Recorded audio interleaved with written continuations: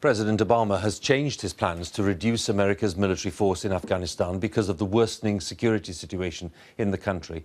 He's announced that US troop numbers will be kept at around 10,000 next year, and that means that despite his promise on coming to office, he'll be leaving the White House with thousands of his troops still deployed there. Let's join our North America editor, Jon Sopel, at the White House for more details.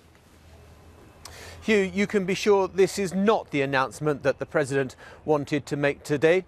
But look at the map and you'll see that vast areas of the country still face a severe threat from the Taliban. Ally that with the limited ability of Afghan forces to fight them alone, and the President had very little option.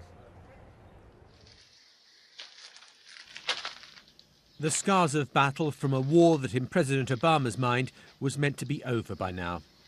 This Médecins Sans Frontières hospital was mistakenly bombed by the Americans as they assisted Afghan forces to retake the key northern city of Kunduz that had fallen to the Taliban 2 weeks ago. That episode underscored just how fragile the security situation remains in much of the country.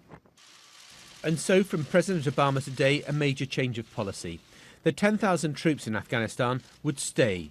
He had this message for US armed forces. I do not send you into harm's way lightly.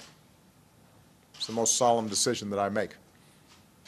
I know the wages of war and the wounded warriors I visit in the hospital and in the grief of Gold Star families.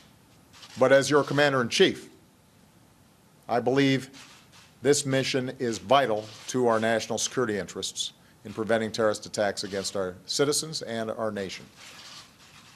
It's 14 long years and a week since the US went to war in Afghanistan. At its height, the Americans had 100,000 troops in the country. At the beginning of last year, there were still 38,000 there.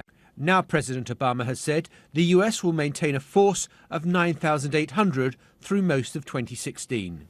I know that many of you have grown weary of this conflict. As you are well aware, I do not support the idea of endless war. And I have repeatedly argued against marching into open-ended military conflicts that do not serve our core security interests. Yet, given what's at stake in Afghanistan, I am firmly convinced that we should make this extra effort.